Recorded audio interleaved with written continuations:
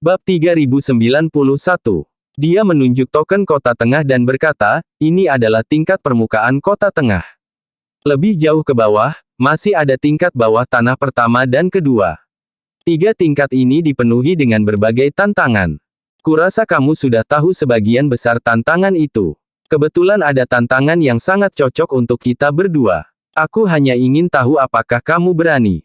Ethan mengangkat alis, menyipitkan matanya sebelum dia berkata, apakah kamu berbicara tentang pertandingan kematian? Kamu ingin memulai pertandingan kematian melawanku? Jack dengan sungguh-sungguh mengangguk, itu benar. Bukankah kamu mengatakan bahwa kamu dapat membunuhku dengan mudah? Kamu sangat suka membual, tapi aku tidak percaya sama sekali. Kamu terus mengatakan bahwa kamu disakiti atau dijebak oleh orang lain. Kenapa kita tidak menggunakan cara paling sederhana untuk membuktikannya? Petik 2. Setelah dia mengatakan itu, semua murid klan Pentagram mengerutkan kening. Trevor mendorong murid-murid di depannya, berjalan ke arah mereka berdua, tidak. Kamu tidak bisa memulai deathmatch. Setelah mengatakan itu, Trevor menatap Jack, kamu pasti pria itu, Jack, yang mendapatkan harta emas itu. Aku pernah mendengar beberapa orang menyebutmu sebelumnya. Kamu benar-benar sombong.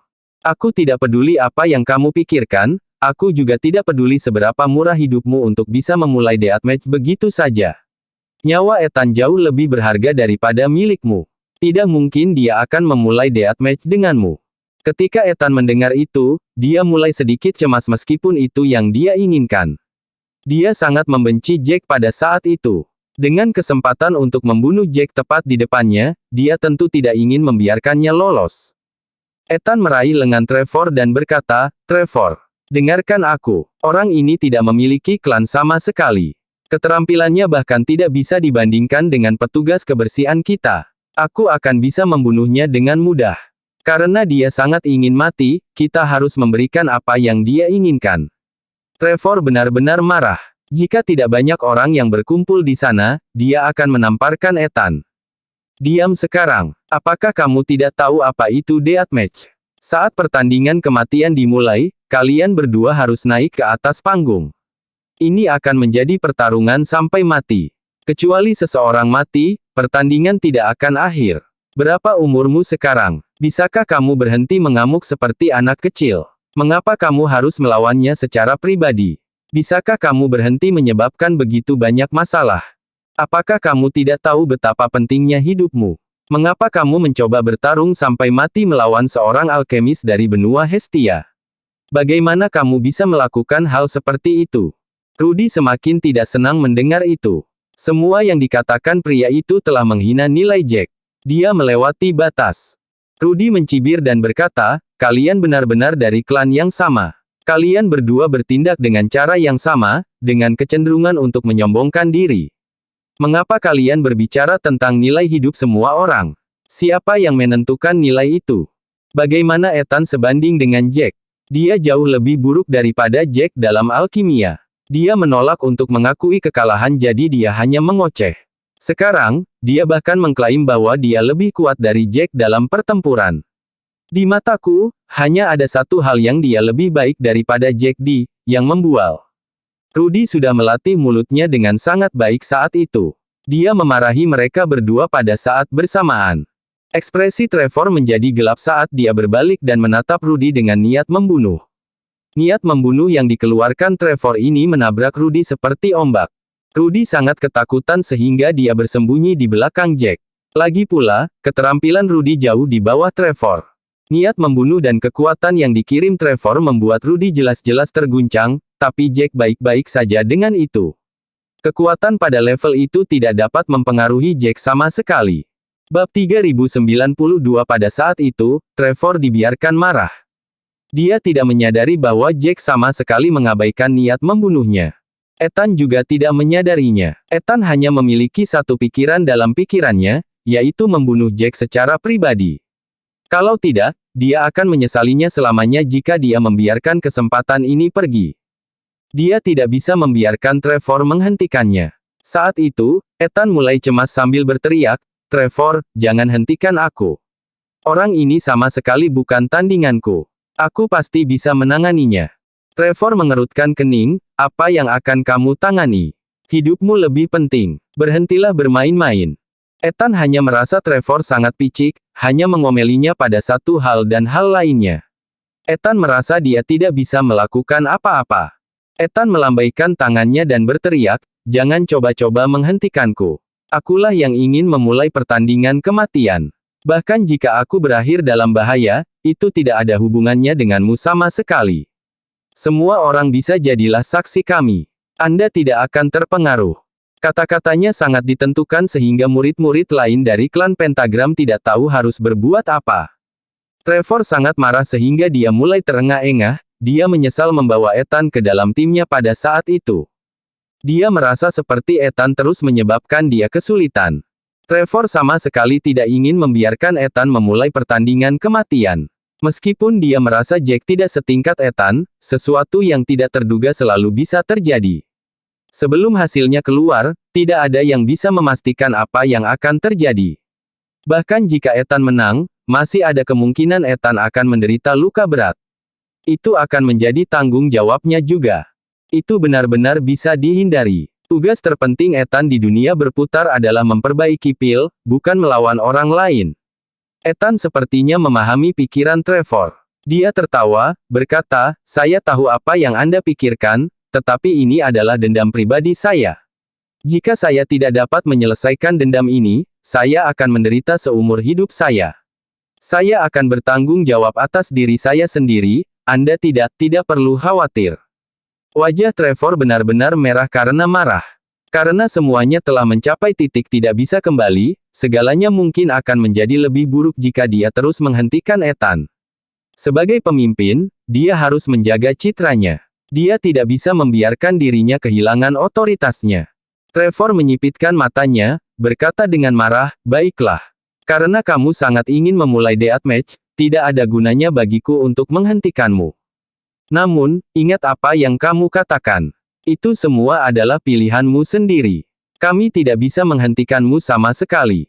Ethan mengangguk penuh semangat sambil berkata dengan bangga, tentu saja, aku akan bertanggung jawab atas diriku sendiri. Jack mulai tidak sabar ketika dia akhirnya bersuara, karena sudah diputuskan, ayo pergi.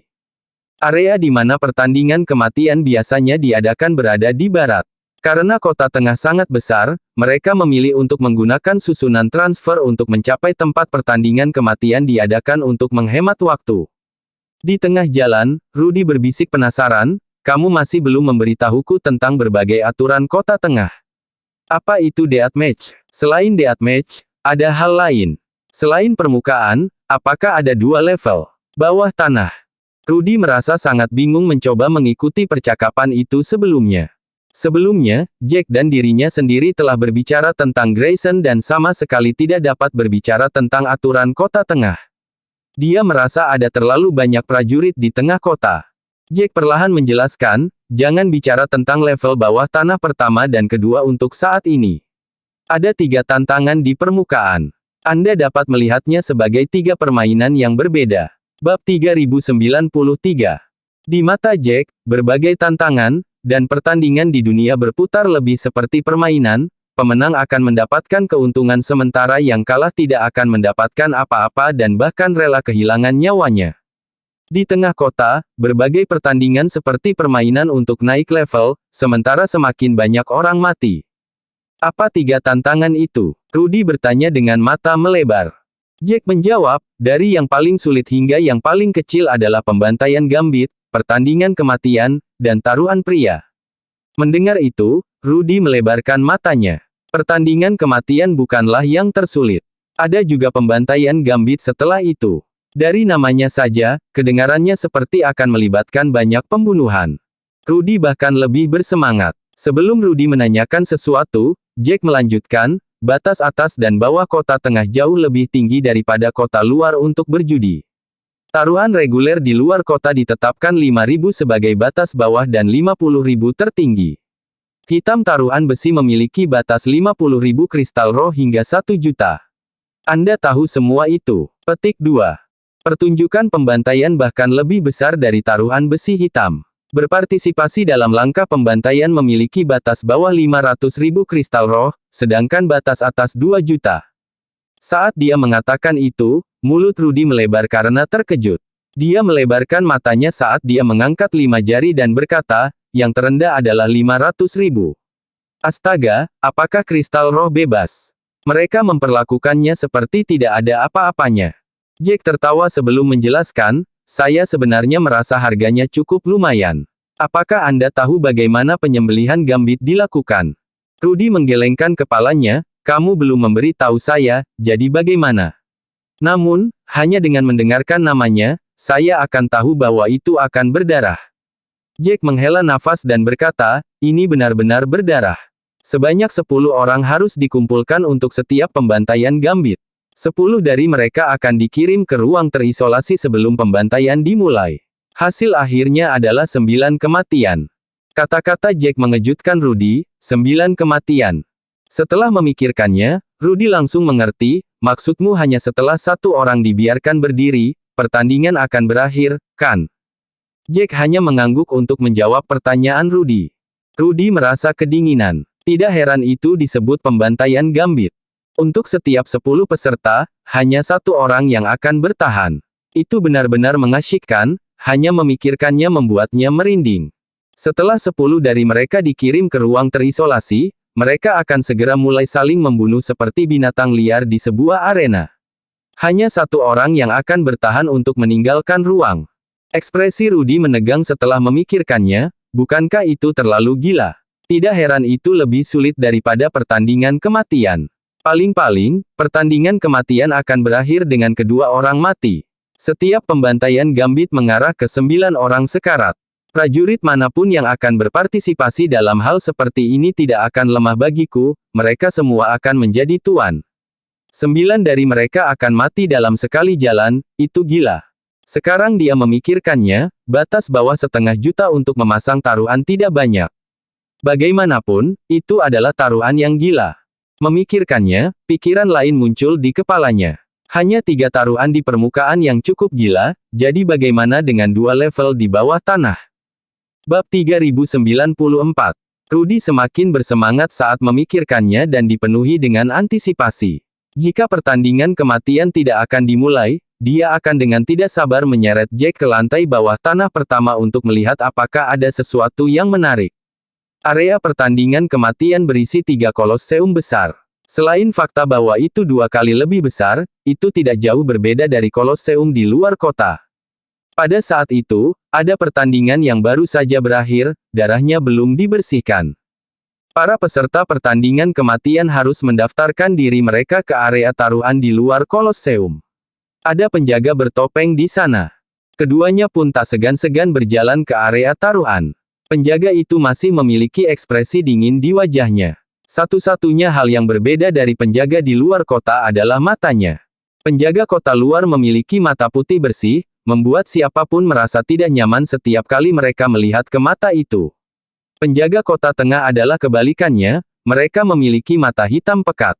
Melihat ke dalamnya membuat seseorang merasa seperti jiwa mereka akan tersedot. Registrasi, kata penjaga itu dengan dingin. Keduanya mengangguk.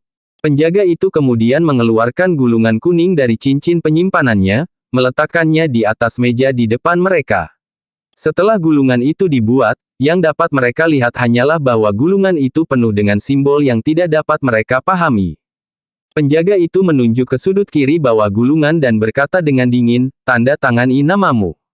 Kamu seharusnya sudah tahu aturannya. Saat pertandingan kematian dimulai, itu tidak akan berhenti sampai seseorang mati. Mereka berdua bertukar pandang, tidak mengatakan apa-apa sebelum mereka diam-diam menandatangani nama mereka. Wajah Trevor sangat tegang. Ada segumpal api di hatinya. Dibandingkan dengan Jack, dia lebih marah pada Ethan. Dia telah berusaha keras untuk menasihati Ethan dengan benar, tetapi semuanya gagal. Pertandingan kematian adalah risiko yang sama sekali tidak perlu dalam pikiran Trevor. Bahkan jika Ethan memiliki dendam terhadap pria itu, Ethan tidak perlu melakukan apapun sendiri. Pada akhirnya, Ethan masih seorang alkemis. Jika sesuatu terjadi, itu akan mempengaruhi rencana masa depan mereka. Dia adalah alkemis terbaik dari klan Pentagram yang memasuki dunia berputar. Setelah ini, mereka harus sangat bergantung pada Ethan untuk pilnya. Jika bukan karena fakta bahwa dia adalah seorang alkemis, mereka tidak akan membawa Ethan bersama mereka. Bagaimanapun, Ethan adalah sampah sebagai seorang pejuang. Dia jelas tahu tujuannya dalam tim, tapi dia bersikeras bertindak begitu ceroboh, memulai pertandingan kematian dengan seorang alkemis dari benua Hestia. Di mata Trevor, itu semua masalah yang tidak perlu. Trevor tidak dapat menyuarakan kemarahannya dan dia tidak bisa berbuat apa-apa. Lagi pula, dia tidak bisa menghentikan Ethan, dan dia tidak bisa terlalu merusak hubungan mereka. Oleh karena itu, dia terpaksa menonton saat Ethan menyebabkan semua masalah itu. Keduanya telah menyelesaikan pendaftaran setelah mereka menandatangani nama mereka. Penjaga membawa mereka berdua ke panggung di tengah Kolosseum. Tidak ada satupun kursi kosong di tribun penonton saat itu. Itu adalah Kolosseum yang jauh lebih besar daripada yang ada di luar kota. Ada lebih dari 20.000 kursi di tribun penonton. Meski begitu, masih banyak prajurit yang menunggu di luar Kolosseum, menunggu orang-orang pergi agar mereka bisa masuk ke dalam untuk menonton. Jack mendongak dan melihat lautan manusia. Dia bahkan bisa melihat ekspresi gembira para penonton. Setelah mereka berdua mengambil tempat, Kolosseum menjadi gempar. Bahkan ada yang mulai bersiul. Wow, dua alkemis. Itu langka. Sejak dia mengambil penyamarannya, Jack telah mengembalikan jubah alkemis abu-abunya sebelumnya. Hanya saja, dia melepas lencana alkemisnya. Bab 3095. Lagi pula, lencana itu telah menyebabkan banyak masalah bagi Jack. Bahkan dia mulai merasa bahwa lencana itu tidak beruntung, jadi dia memutuskan untuk tidak memakainya. Seragam alkemis tidak sepenuhnya standar. Hanya saja pola-pola tertentu di atasnya diakui secara universal. Itulah mengapa pakaian Jack dan Ethan berbeda dalam hal warna dan desain, tetapi semua orang masih bisa mengatakan bahwa mereka adalah alkemis berkat pola khusus pada pakaian mereka. Bahkan para alkemis mulai bertarung satu sama lain. Bukankah para alkemis dulu mengatakan bahwa mereka sangat tenang, tidak dipenuhi haus darah seperti kita semua? Oh, tolong, alkemis suka membuat diri mereka terlihat bagus. Mereka terus berusaha menunjukkan kepada kita betapa berbedanya mereka, mengklaim bahwa mereka sangat mulia. Mereka terus mengatakan bahwa mereka berbeda dari kita para pejuang kasar. Ini lelucon, bukankah mereka hanya prajurit tingkat sampah? Jika bukan karena kita membutuhkan mereka, mereka tidak perlu ada sama sekali. Itu benar, aku hanya ingin meludahi alkemis manapun yang kulihat. Semuanya sampah. Aku mencoba meminta alkemis kelas 7 untuk memurnikan pil kelas 7 yang lebih rendah untukku. Pria itu langsung mengutip 6 angka untukku. Aku sangat marah, itu praktis perampokan siang hari. Pada akhirnya, pria itu bahkan menyuruhku untuk mengacau. Hubungan antara prajurit dan alkemis adalah hubungan yang rumit. Para prajurit di tribun penonton semua merasa tertarik dan aneh melihat ke atas panggung. Itu seperti wilayah mereka sendiri telah diserang. Alkemis selalu mengatakan bahwa mereka mulia. Entah itu cara mereka berbicara atau melakukan sesuatu, mereka bersikeras memisahkan diri dari prajurit biasa. Selain itu, alkemis sangat langka di dunia berputar. Alkemis tingkat tinggi adalah harta di antara harta karun. Dunia berputar hanya dibuka setiap 530 tahun sekali. Setiap kali dibuka, banyak bahan berharga akan tersedia. Untuk memperbaiki diri dengan cepat, para prajurit perlu mendapatkan alkemis untuk memperbaiki bahan menjadi pil. Namun, karena para alkemis itu langka, mereka selalu mengutip harga yang sangat tinggi dan bertindak seolah-olah para pejuang benar-benar membutuhkannya. Itulah mengapa banyak prajurit frustrasi. Orang-orang bahkan mati karena itu. Melihat Jack dan Ethan saat itu, banyak keluhan itu muncul. Banyak dari para prajurit yang berbicara banyak tentang alkemis. Namun, mereka tidak berani hanya membunuh alkemis. Lagi pula, banyak alkemis memiliki kekuatan besar di belakang mereka. Para prajurit takut akan pembalasan. Mendengar diskusi itu, Jack merasa dendam antara prajurit dan alkemis mungkin akan benar-benar meledak jika diberi waktu yang cukup. Bahkan mungkin ada orang yang akan mengambil risiko menculik para alkemis untuk melakukan kerja paksa. Lagi pula, mereka benar-benar membutuhkan alkemis untuk membantu mereka dengan pil pemurnian, tetapi harga yang ditawarkan para alkemis sangat tinggi. Jack merasa dia tidak hanya perlu mewaspadai musuh-musuhnya yang menyerangnya di masa depan, tetapi juga para pejuang dengan niat buruk untuk alkemis. Dia merasa seperti ada musuh di mana-mana. Ethan melihat kerutan di dahi Jack. Sepertinya Jack sangat khawatir. Ethan tertawa dan berkata, sudah terlambat untuk menyesali semuanya sekarang. Pertandingan maut sudah dimulai. Jack memutar matanya, terlalu malas untuk peduli dengan Ethan. Penjaga itu mengangkat tangannya, dan kerumunan itu menjadi sunyi. Penjaga itu tanpa emosi berkata, yang di sebelah kiri adalah Ethan dan yang di sebelah kanan adalah Jack. Sekarang saya akan mengumumkan peluang mereka. Para penonton benar-benar diam pada saat itu. Penonton itu tidak hanya ada di sana untuk melihat perkelahian. Taruhan adalah bagian yang paling penting dan diantisipasi. Penjaga itu meninggikan suaranya, peluang Ethan adalah 1:4. Peluang Jack adalah 1:2. Bab 3096. Ketika peluang diumumkan, para pejuang di tribun penonton tidak memikirkannya, tetapi Ethan adalah yang pertama meledak. Dia berbalik untuk melihat penjaga. Dia hampir naik dan mengambil gulungan itu dari tangan penjaga. Mengapa peluangnya 1:4? Peluang Jack adalah setengah dari miliknya. Peluang yang lebih tinggi berarti bahwa para penjaga tidak berpikir dia sekuat pihak lain. Itulah mengapa peluang ditarik untuk menarik prajurit lain untuk bertaruh padanya. Itu untuk menyamakan taruhan di antara mereka berdua. Ethan menjadi frustrasi hanya dengan memikirkannya. Sebelum mereka naik ke panggung, Jack dengan dingin mengejeknya sedikit, jadi Jack jelas senang. Wajah Ethan memerah saat dia berkata kepada penjaga, itu tidak adil. Tuan penjaga, tolong lihat lagi. Bagaimana Anda bisa memiliki peluang saya begitu tinggi melawan orang ini? Apakah Anda pikir keterampilan saya lebih buruk daripada miliknya? Bagaimana keterampilanku tidak setingkat dia? Aku seorang alkemis dari klan Pentagram dari benua Rawa Putih. Bahkan jika aku seorang alkemis, aku tidak sepenuhnya meninggalkan pertempuran. Dia hanya seorang prajurit pengembara tanpa latar belakang apapun. Dia tidak berani terlalu keras dengan kata-katanya. Dia mencoba menahan diri dan melakukan yang terbaik untuk berunding dengan penjaga. Penjaga bertopeng tengkorak tidak menunjukkan emosi apapun pada kata-kata itu. Dia dengan kaku dan dingin berbalik untuk melihat Ethan. Merasakan tatapan dingin penjaga itu, Ethan mengerucutkan bibirnya, tiba-tiba menyesali apa yang dia katakan. Pada saat itu, penjaga berkata, kemungkinan ditentukan oleh penjaga. Kami memiliki aturan sendiri untuk diikuti, dan Anda tidak berhak untuk ikut campur. Jika Anda terus menanyai penjaga, Anda akan dihukum oleh aturan Kota Tengah. Petik 2. Mendengar itu, Ethan bergidik. Bahkan seorang idiot tahu bahwa hukumannya akan segera disambar petir yang akan mengakibatkan seseorang terbakar hidup-hidup. Tidak ada yang bisa dia lakukan untuk melawan itu. Ethan benar-benar berhenti mempertanyakan segalanya. Penjaga itu menunjuk ke area taruhan telah dibuka. Mereka yang ingin memasang taruhan bisa pergi ke sana. Aturannya sama. Anda punya waktu 1 jam untuk menentukan pilihan. Setelah 1 jam, pertandingan akan dimulai. Petik 2. Setelah mengatakan itu, penjaga berjalan turun dari panggung. Para prajurit di tribun telah memasang banyak taruhan dan telah mengumpulkan cukup banyak pengalaman. Setelah pengumuman, tidak ada yang berdiri dan langsung pergi ke area taruhan. Mereka terus melakukan pengamatan di tribun kedua alkemis di atas panggung. Meskipun aku membenci alkemis, aku harus mengatakan bahwa mereka mulai terlihat lebih baik setelah aku mendengar peluang itu. Peluangnya sangat tinggi. Dalam beberapa pertandingan sebelumnya, peluangnya telah bergeser sekitar 1 poin menjadi 2 poin.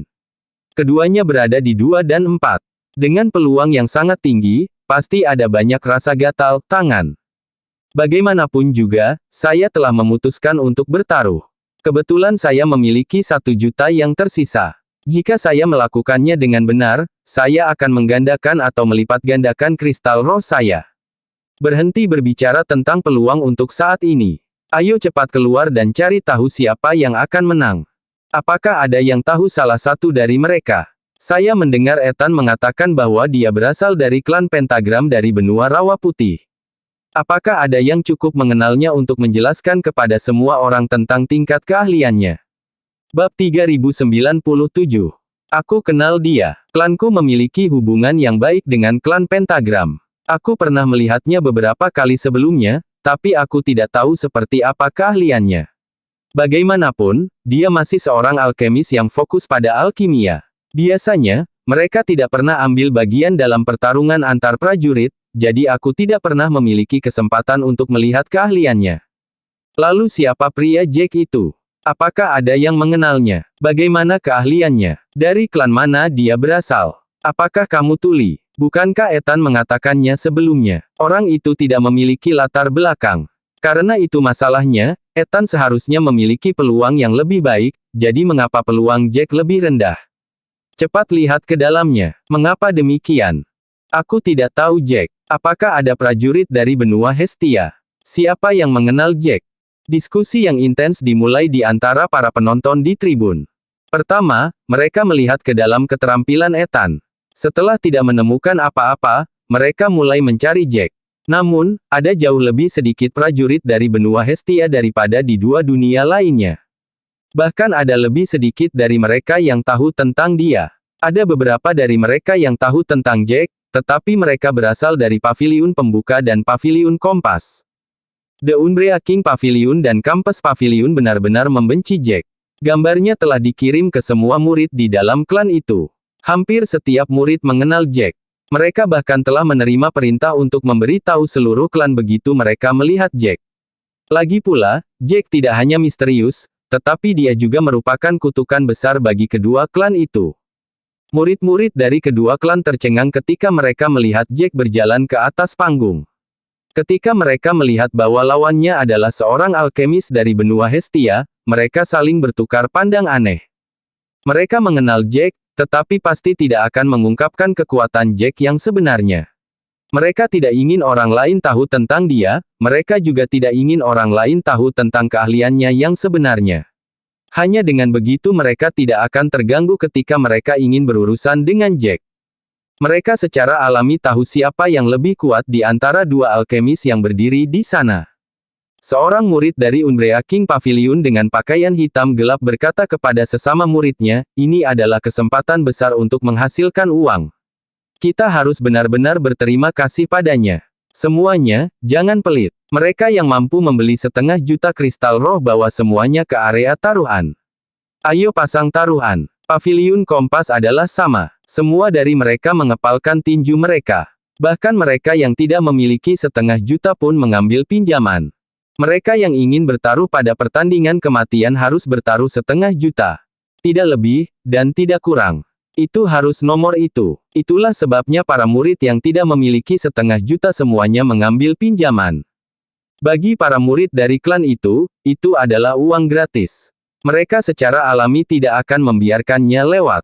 Dibandingkan dengan kerumunan yang berisik, mereka berdua di atas panggung jauh lebih tenang. Jack tidak bisa diganggu dengan Ethan, merasa Ethan hanyalah seekor lalat yang mengganggu. Ethan berusaha mencari kesempatan untuk mengejek Jack, tetapi dia tahu bahwa Jack tidak begitu rapuh. Bahkan jika dia ingin mengejek Jack, dia harus mengatakan sesuatu yang tidak bisa dibalas oleh Jack. Namun, dia tidak bisa menemukan apapun untuk dikatakan setelah waktu yang lama. Dia sedikit frustrasi saat dia terengah-engah. Ekspresinya dengan cepat memburuk. Bab 3098. Dia tidak tahan lagi pada akhirnya. Dia berbalik dan berkata kepada Jack, kemungkinan ini bukan apa-apa, jadi jangan terlalu senang dengan diri sendiri. Semua orang membuat kesalahan. Hasilnya akan membuktikan segalanya. Jack mendengus, menutup matanya saat dia mengabaikan Ethan yang membuat Ethan semakin marah. Dia mulai berbicara kepada Jack dan berkata, kamu bisa terus bertingkah seperti ini. Semakin kamu bertingkah seperti ini, semakin bahagia aku. Itu karena kamu akan segera berlutut dan memohon ampun padaku. Namun, aku memperingatkanmu. Aku tidak akan melepaskanmu dengan mudah. Bahkan jika kamu berlutut dan memohon untuk hidupmu di depanku, aku akan tetap menyiksamu. Aku tidak akan membunuhmu dengan mudah. Aku akan menyiksamu secara perlahan. Lagi pula, tidak ada batasan waktu untuk pertandingan kematian. Aku punya banyak waktu untuk perlahan menyiksamu. Aku akan membiarkanmu merasakan rasa sakit yang paling besar, dan membuatmu berharap mati. Kamu hanya akan melihat dirimu perlahan-lahan sekarat. Ethan merasa semakin bersemangat ketika dia mengatakan semua itu kepada Jack. Senyumnya hampir membelah mulutnya menjadi dua. Jack menoleh untuk melihat Ethan, yang tersenyum sinis dan merasa sangat jengkel. Dia merasa pasti ada yang salah dengan pikiran Ethan. Berbicara dengan Ethan hanya akan menurunkan kecerdasannya sendiri. Ethan melihat bahwa Jack tetap diam dan hanya menatapnya dengan ekspresi mengejek, dan amarahnya semakin membara. Aku tahu kamu sebenarnya sudah takut. Kamu hanya pura-pura tidak peduli. Aku sudah melihat melalui pikiranmu. Jangan berpikir aku tidak tahu hanya karena kamu bertingkah seperti ini. Bibir Jack berkedut, tiba-tiba tidak tahu harus berkata apa. Dia merasa seperti Ethan hidup di dunianya sendiri, merasa apapun yang dia katakan pasti benar. Jack hanya merasa jengkel ketika berhadapan dengan orang-orang itu. Pada akhirnya, Jack membalas, kamu bisa memikirkan apa yang kamu inginkan.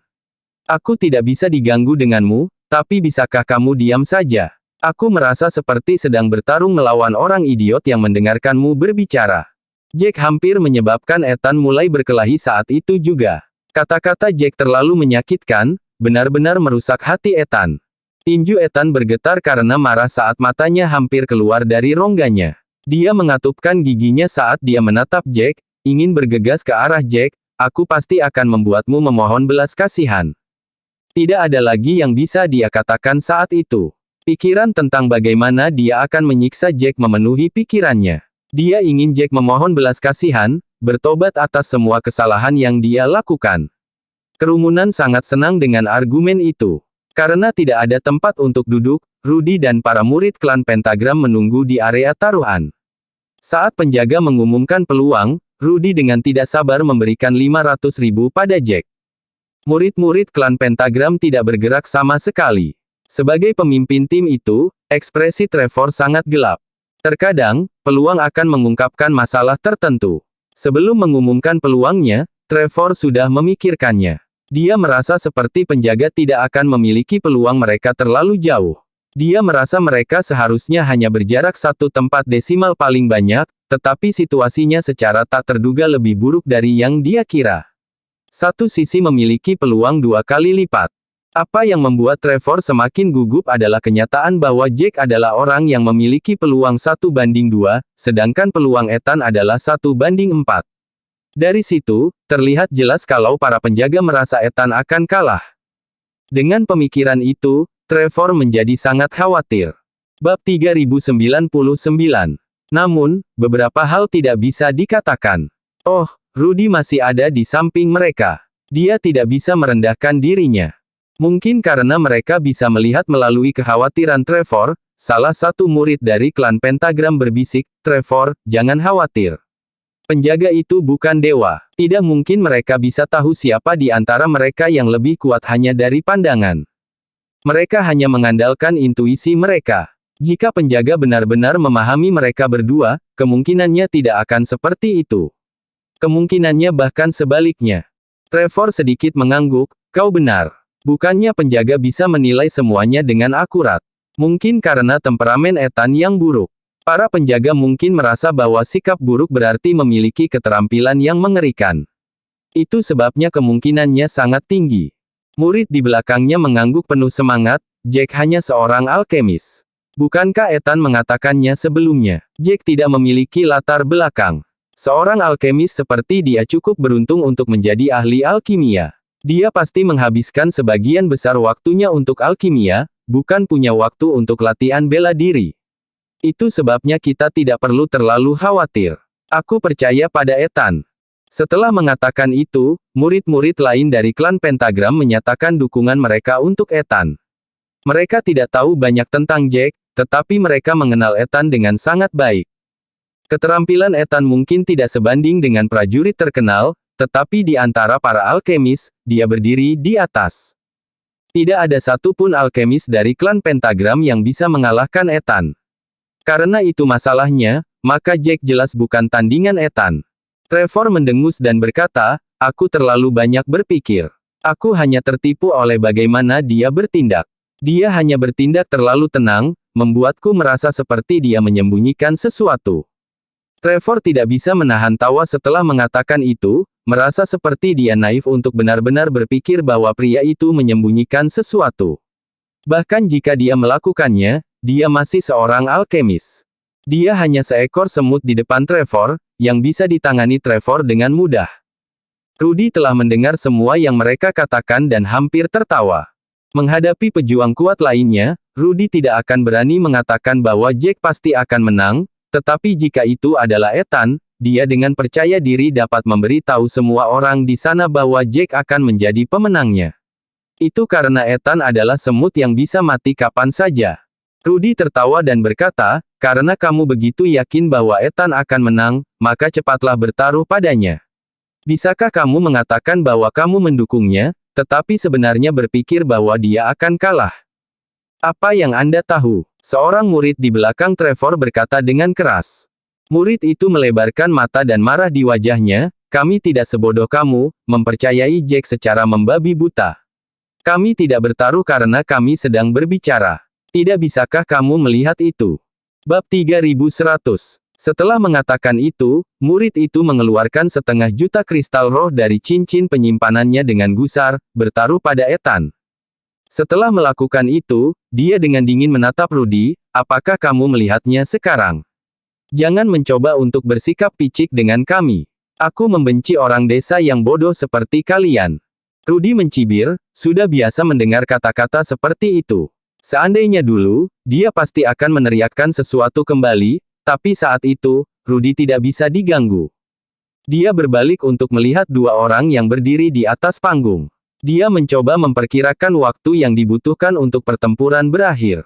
Dengan kepribadian Jack, pertarungan akan segera membuahkan hasil. Waktu berlalu, dan para penonton akhirnya mencapai kesimpulan mereka. Meskipun mereka masih berdiskusi, kebanyakan dari mereka sudah tahu siapa yang mereka pertaruhkan. Hanya ada beberapa ketidakpastian yang tersisa.